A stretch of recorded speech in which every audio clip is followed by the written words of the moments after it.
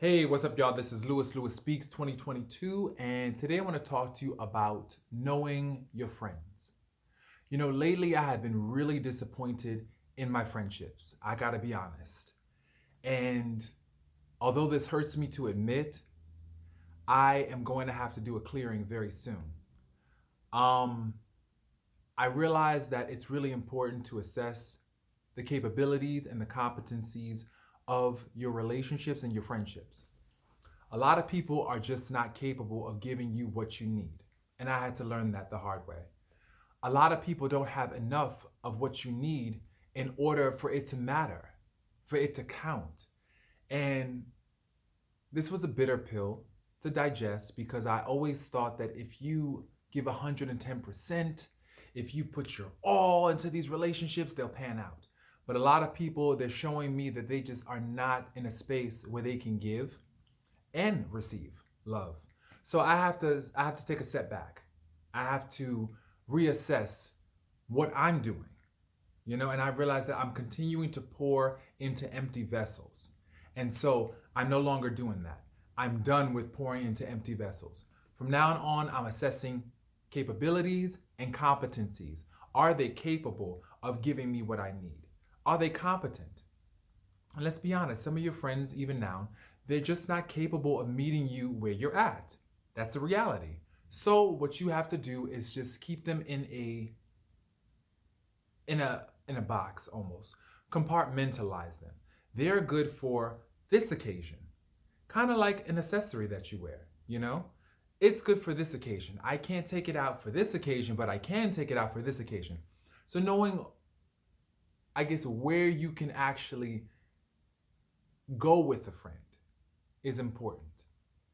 And knowing how far the friendship will be able to go, because a lot of us have these lifetime expectations for friendships that are only meant to last for a season, that are only meant to last for maybe a couple of months, maybe a couple of years, and that's about it. They're here to teach us something. But yet and still we try to extend their stay throughout the duration of our life, and they're just not intended to stay for that long. And I have to definitely, I still am working on accepting that reality, because how I thought friendship was this lifetime union, and I thought it was forever.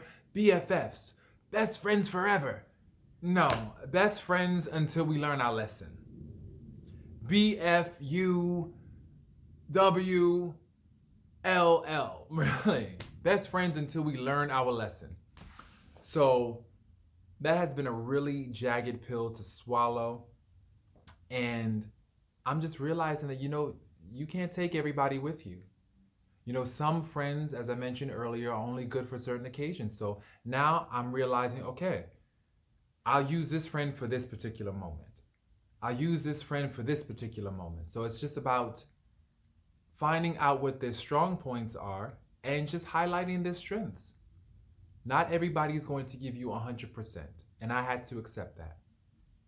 Me personally, I pride myself on being that multi-purpose friend. You can match me with anything. I'm good for every occasion. I'm good for every occasion. So I feel. And that's not arrogance, that's just confidence. Guilty as charged. Guilty.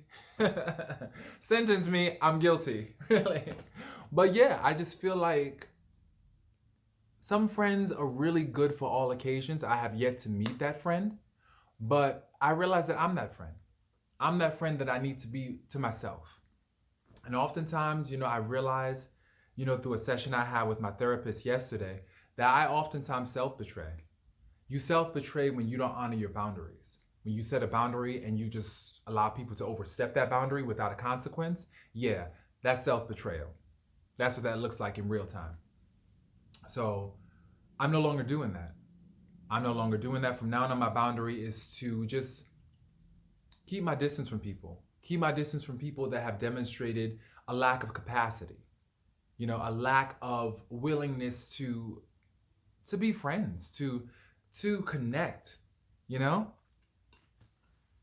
So, and like I said, certain friends are good for certain occasions, and you have to learn that. I had to learn that.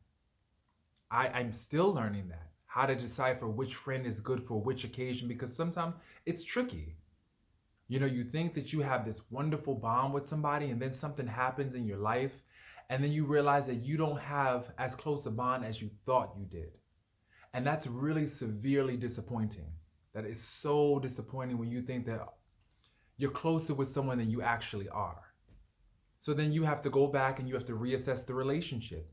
And it's hurtful because everything you wanted to do with a friend, everything you wanted to experience, you now have to reel that in and rein that in. And now it feels lonely. It feels extremely like you're out here by your lonesome. But